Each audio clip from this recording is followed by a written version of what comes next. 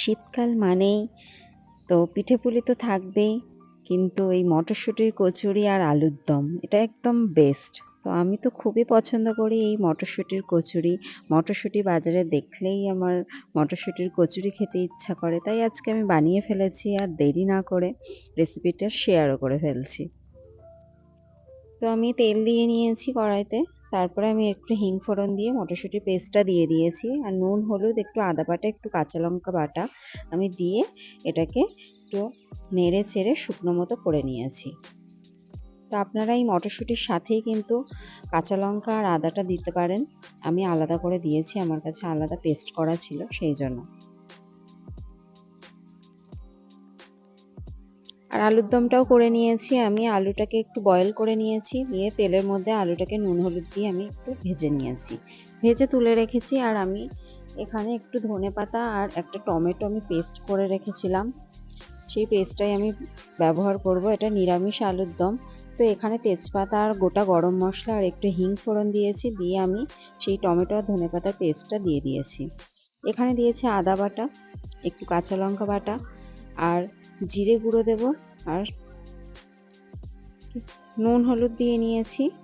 তারপরে আমি জিরে গুঁড়ো দেব আর একটু গরম মশলা দেব, দিয়ে একটু নাড়াচাড়া করে নেব। এখানে অল্প চিনিও দিয়ে নেব, দিয়ে কষিয়ে নিয়ে আমি এর মধ্যে আলুটাকে আবার দিয়ে দেবো, দিয়ে একটু কষিয়ে নেব।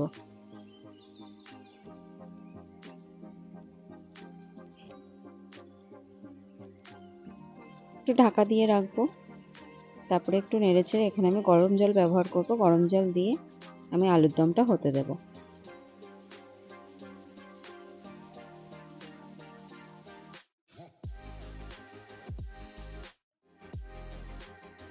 এদিকে আমি ময়দা মেখে নেব। 2 কাপ আমি ময়দা নিয়েছি। এখানে তেল, একটু নুন দিয়ে ভালো করে, একটু চিনি দিয়েছি, দিয়ে ভালো করে মেখে নিয়ে আমি অল্প অল্প জল দিয়ে ময়দাটা মেখে নেব।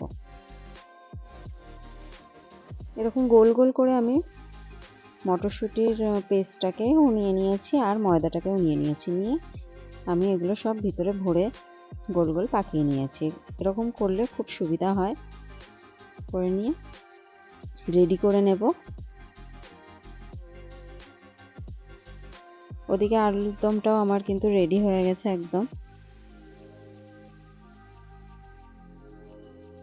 এবার আমি সব কচুরিগুলো বেলে নেব, তারপর আমি ভেজে নেব।